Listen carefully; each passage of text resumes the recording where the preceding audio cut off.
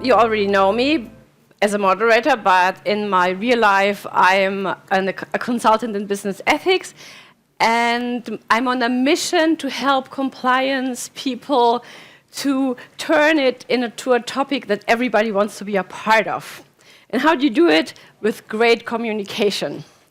And when I was working with, and for me, you know, it doesn't make a difference here if it's data privacy, if it's information security or compliance. It's all the same in the way how you want to communicate. And when I was working with clients, I noticed that communication on data privacy, information security could use a significant update to win your people.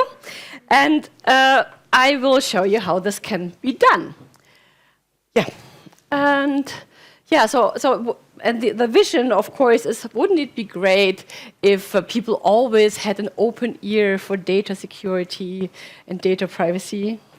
Or if they would come to you if they're not sure what to do, or if they instantly came to you if they made a mistake. So you can add a dream. Anybody wants to add a dream here? Yeah. Well, you can tell me later. Well, the reality often looks a little bit like this, right? That you are bombarding them with information and they kind of pretend that they haven't noticed. Or they don't understand, or they pretend they don't understand, they don't care.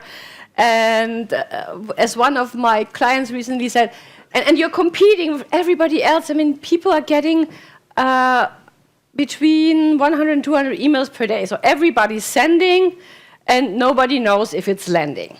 And so why is it like this? And here we can learn a lot from a really old psychological theory called transaction theory. And this transaction theory, transaction analysis, says that we are always communicating on different ego states. So if we communicate on the parent state, on the adult state, or the child state. And for a communication to be successful, it is mandatory that, so if you, for instance, communicate on the parent state, that your partner accepts, yes, now I'm in the child state. And since we get our first contact with rules and regulations and prohibitions when we are children, it happens very easily that then if somebody is telling you about the rules, that the recipient thinks, oh, this person thinks they are my parent and I'm the child. And who of you has teenagers at home? Yeah. So you know what happens if you talk to a person that thinks they are adults, but you talk to them like to a child. What happens?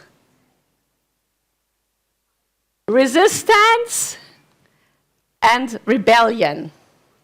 Yeah? And this is why your job sometimes looks like you're trying to get your teenager to clean up their room, do their homework, or, God forbid, empty the dishwasher. Yeah, so what can we do? And since I also have a teenager at home, I have two male teenagers at home. I have ample experience in this challenge. So what can you do? Well, I added a third challenge that's special to data privacy is that, we heard it over and over again, the most important thing why you will get hacked or whatever happens badly in your information security is human failure. And the thing is, people are ashamed if they do this. I mean, I did stupid stuff in this field, and then they don't tell you. I don't remember who said it before, that then they rather hide the fact that they clicked on this link in the phishing email than directly going to you and avoiding the worst. So that's why they hesitate to speak up. So what can you do? 3 things. The first one is explain like a pro and make them feel smart, so you don't have this rebellious teenager effect. Then we can learn a lot, and the tools are all out there in marketing and branding to make your communication more attractive and not, like this very long emails in legalese, and then they think, oh, I'll read this later. And we know what happens if we think we read this email later, right? Yeah. If they don't downright delete it when mail from you guys comes. And then yeah, we have to make it safe. In all over the place, that the term of psychological safety is very hyped. And for data security, data privacy, it's even more important that you create this safe space that people will come to you. Right. So, how can you explain like a pro? It's not rocket science. It's just that we usually have not really learned this in school and in work either. So it's simple. You just have to explain the what, preferably with stories. We heard about epic stories today. That's how humans used to transmit knowledge for a long time with stories, because they stick to our brain. We are hardwired for stories. Then, very important, the why, because the why is the source of all information. And chances are, if you don't explain people their why, the why behind what you want them to do, they will not do it. It's as simple as that. So never. But yeah, if you are an expert, the why is so clear to you that you forget it. It's normal. Yeah, it's not your fault. And then finally the how.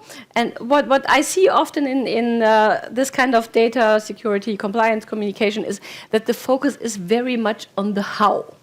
Yeah, and also here with the how, you can do it this way or the other way. You can make it attractive, easy, and interesting to implement the how, or you can a burden, and I don't want to go there, right?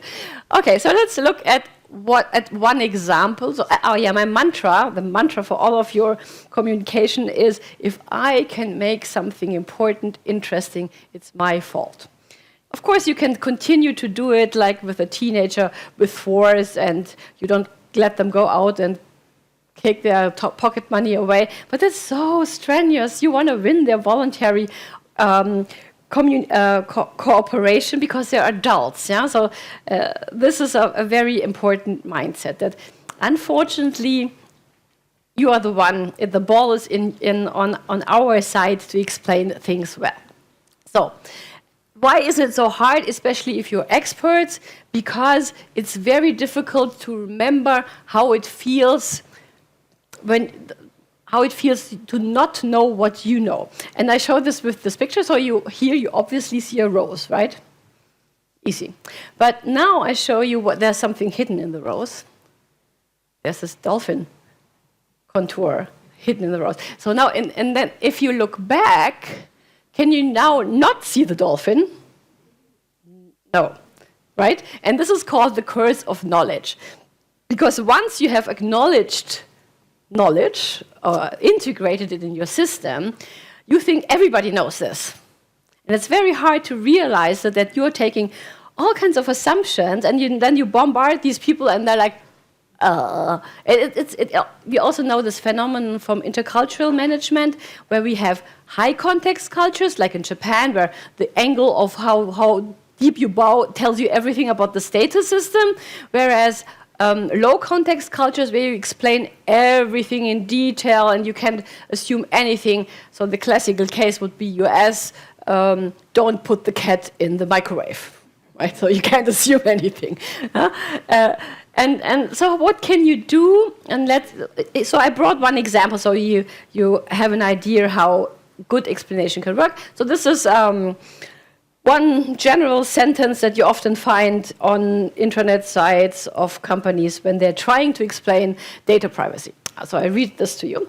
Our data privacy program is built to ensure an adequate level of protection of personal data and to achieve business goals while balancing and addressing privacy obligations in a practical, business-focused approach. Yeah, I see Celia is already laughing. Yeah, so now we can do a little communication test. If you, on a scale from 1 to 10, you can think for yourself. So how easy to understand is this sentence? And since you're an expert, it's easy for you to understand. Yeah, right? Probably. Does it create interest? No, even as experts, we have to admit, doesn't really excite interest. Does it use example stories to explain what? No. Does it show why it's important for my target group, for my company, this whole topic? No. Do you know how exactly you should proceed? No, but this is not really included, but that we'll look at this later. So that's why, so it's too abstract, all these nouns have to go, it's too boring, it doesn't show what it means to me, why it's important, what I should do. And so I'm also a bigger fan of memes, so that's why the typical look on the face of your target groups will be more like this. Yeah. Okay, so now I tweaked it, so what can you do with this? You can explain the what like this. Our company collects a lot of personal data like bank details, email addresses, phone numbers from you as co-workers, our clients, our suppliers, and business partners. These data are vital for running our business smoothly and efficiently. Since data can be abused, we need to make sure that we collect, store, and process this data in a responsible way. So you see the same thing said like before, but in a more brain-friendly way.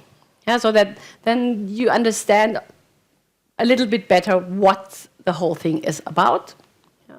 Yeah. And we, so final part, your data privacy team, have systems in place to do just that, but we cannot do it alone. We need the awareness and engagement of all of you. So you all even have a call to action. Never forget the call to action if you communicate with your people. Every day, yeah, I can even emphasize it a little bit more. Yeah, so the thing is that since you are experts, all the data in your head, you have it already figured out in a story in this Lego house. But for you people, it's either on this level, this level, this level, and also this level doesn't really tell them what's it all about. But you need to frame it differently. So how can this be done? Well, first of all, I find it, if you have this tone, already the tone in the first example is a little bit, it's not very getting your people on board, right? It's just throwing nouns at them. So the inclusive tone among responsible adults with good intention. So that's, I think, already something that helps a lot. If you always keep in mind, I'm talking to adults, I want to get them in the boat, they are capable, I just want to help them. And not, especially in compliance, we have this a lot, that it's kind of sends the message, you might want to you might mess up. Yeah, so the good intentions part is very important. You need to know very well where your target group is on a previous knowledge. So you know, well, if you have already expert, you will bore them if you are starting with Adam and Eve. But if you know that people, and most people on these complex topics have a rather basic assumption. Yeah. A friend of mine told me the formula is, what was it? Kids, lay people, and board members. That's kind of the level to keep in mind, which is not very nice for the board members, of course. Always try to anchor it in the reality of the life of your target group, and because data security, compliance, the information security looks different depending if somebody's working in HR, in a production line. So try to find examples from their world is very important. You can play around with all kinds of visuals, with action stuff like quizzes, videos, stories. And if you do it in writing, avoid nouns. A good formula is here. Try to imagine that you are a director of a movie and you explain it like in a movie. So then people will get you. So big words like nouns have to go. So, that brings us to the why. Why do you start with the why before the how? Because it's scientifically proven that people who have no idea need to know much more about the why before they're ready for the how. If you're talking, like here today, most of our panels were quite high level, so lay people would sometimes be a little bit lost. But for the experts, they just love knowing a lot about the how. Yeah, we notice this a lot in our discussions today, right? So, and the why, what is the why?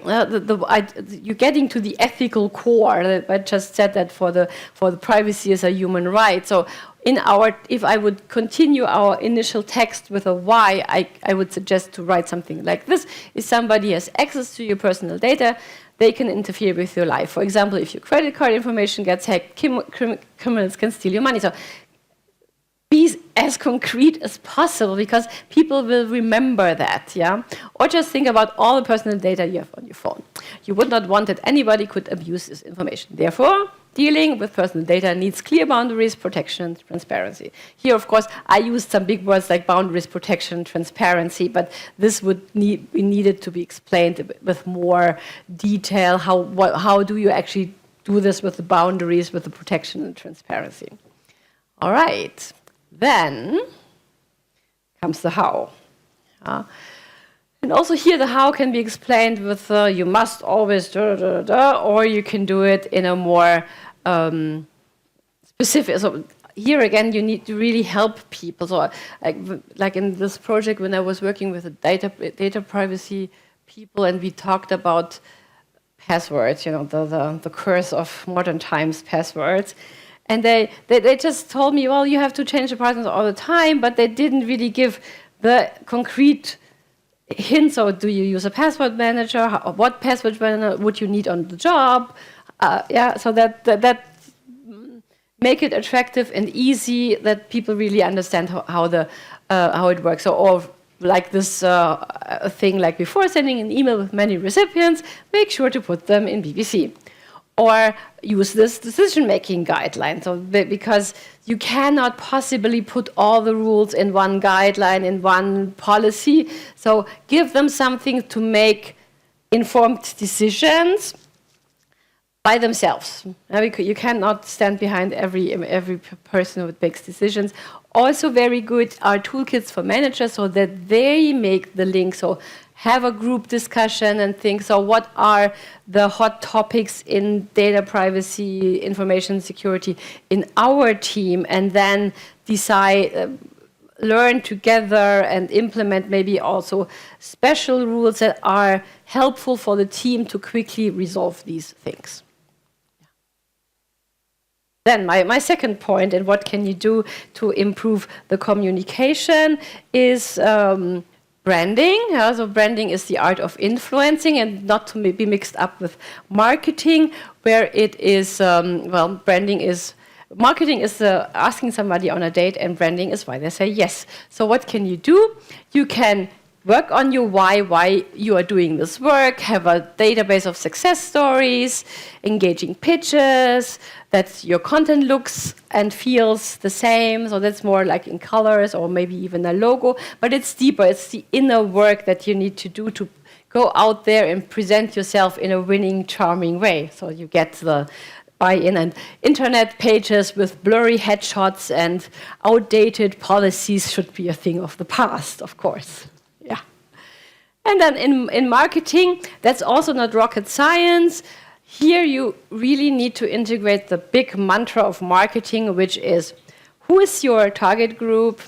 How do they tick? How can you find out something about them so I speak their language? What are their data privacy, information security challenges?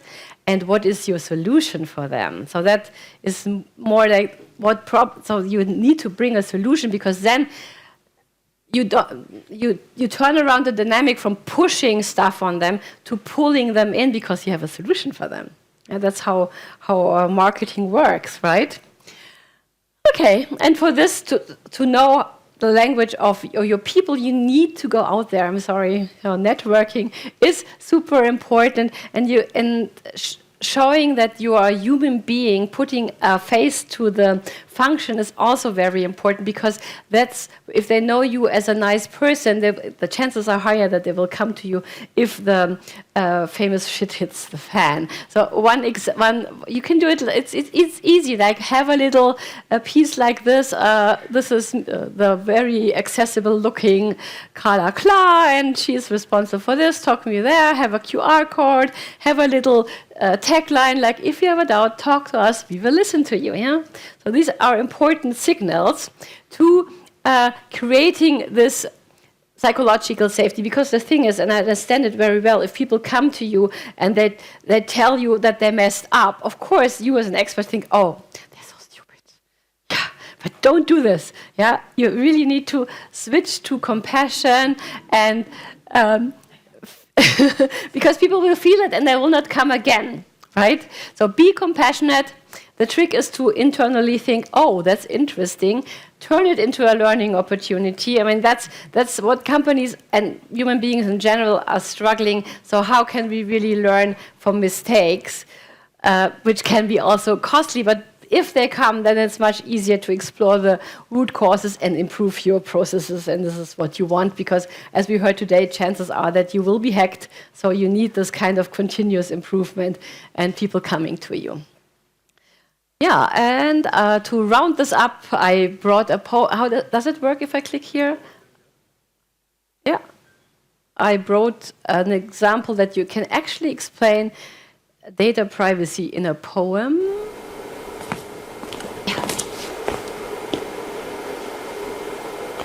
We have the right to a private life, the right to be respected. We have the right to have our rights honoured and protected. But we live in an age where we let our information be collected. From smartphones and websites, terms and conditions we've accepted, we let our data be selected and perfected to give us easier lives. We risk our data being detected and neglected once onto paper and hard drives by bad guys, looking for ways to abuse the system. But there's also the good guys making sure no one ends up a victim. And not just because someone told them to, but because doing what is right is the right thing to do. That could be your credit card information, your browsing history, your medical records, each illness and injury, your cell phone number, political affiliation, your home address or sexual orientation. And behind every bit of data is the life of a person, a life you have the power to better or worsen depending how much you care. As when you're working with data, you need to be aware of the signs, of people trying to steal it, of those crossing the lines, of the tricks they'll use to get in and commit crimes. You wouldn't keep your own private details just laying around, so don't keep other people's where they can easily be found, and ask yourself, does it even need to be kept? As data you don't have is impossible to intercept. So keep on top of what is needed, and only keep what's essential, and securely delete anything confidential. People put their trust into companies and put their trust into you. So it's to everyone's benefit when you know what to do. Treat other people's data as if that person was you. What can I say? I mean, so he explained basically everything in under 1 minute, and it even rhymes. And it's, we wouldn't even need my talk, but it's exemplified in a just fantastic way. So I hope I transmitted to you that we need more heart in communicating about data privacy. Good explanations can be learned. The why is always an important starting point. You can use marketing and branding much more, and it will help you, will make your life easier and more fun. And most importantly, make it safe to ask questions and admit mistakes. Thank you very much.